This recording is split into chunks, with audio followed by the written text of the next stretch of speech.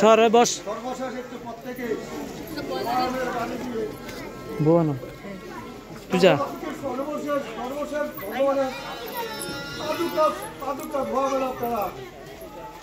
আমার পুণ্য হাতের পুণ্য দেওয়া যদি বেঁচে থাকি হয়তো আগামীতে আমার এই গীতা যুদ্ধের আয়োজন হবে।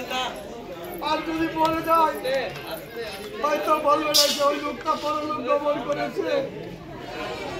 কিন্তু পৃথিবীতে কেউ স্থায়ী নয়, আমরা সবাই অস্থায়ী। আজকে আমার এই যে দেখেন আমার তিনটা লোক যাদের কারণে পৃথিবীতে দেখেছি, যার স্নেহ আদর করে ছোট ভাইকে আদর করেছি, তারা এই পৃথিবীতে নাই। আজকে আমার পিতা এই মন্দির দান করেছে, পিতা মন্দির দেখে যেতে পারে নাই। পৃথিবীতে কেউ স্থায়ী নয়, যার জন্য পদবাচ্য একটা বলেছে, যারে হারায় যারে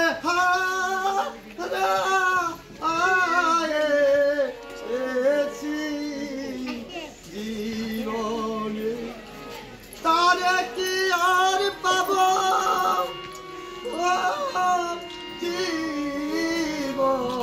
জীবনে যারে হারায়েছি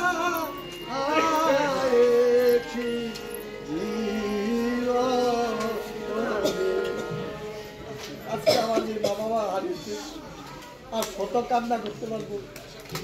এরকম মন্দির 10টা করে দিলে কি বাবা ফিরে আসবে? বাবা ফিরে আসবে, মাও ফিরে আসবে না।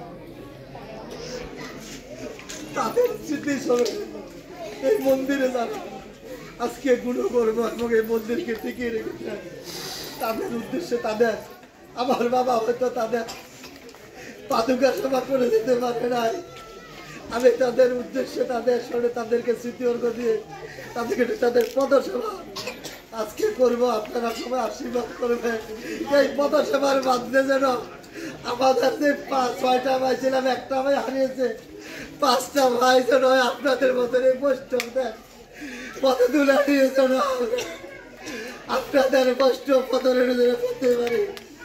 আর পরম যাতে যেন আমার বাবা মা যেন বৈষ্ণবের পথে তুলাবে, তারা যেন বৈকুণ্ঠে অন্তত গোবিন্দের পাদপথে স্থান পায়।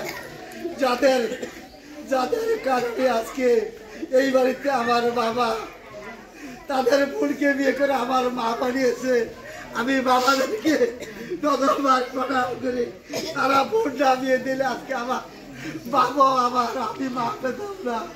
আমার বাবাদেরকে শ্রদ্ধা করে প্রণাম করি, তারা যেন অন্তত প্রাণ করে আশীর্বাদ করে আমার এই দাদু দিদিমা মাকে জন্ম দিছি বিধে আজকে তার গর্ভে আমরা জন্ম নিয়েছি। আর তাদের স্মরণে আজকে আমরা এই মন্দির দেখতে পাচ্ছি।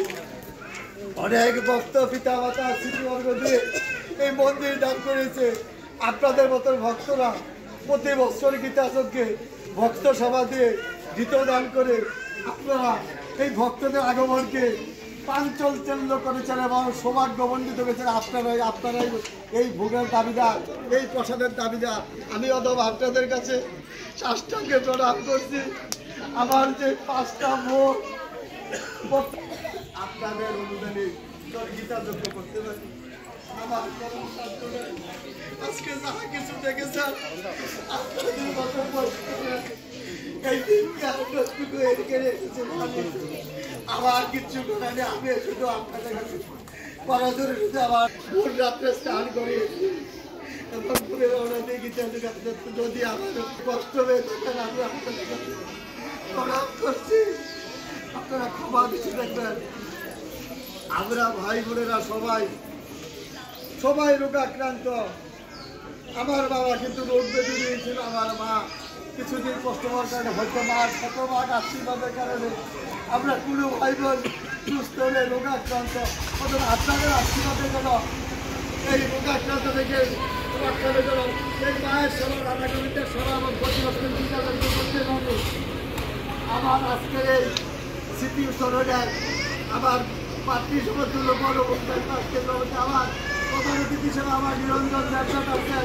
ওনার বাবা এই মন্দির প্রতিষ্ঠানের প্রথমে সাধারণ সম্পাদক ছিলেন এবং উনি পরিচালনা করে বিরোধী টাকা অনুরোধ করেছে দাদা বলতে সাহস তাকে থাকতে হবে।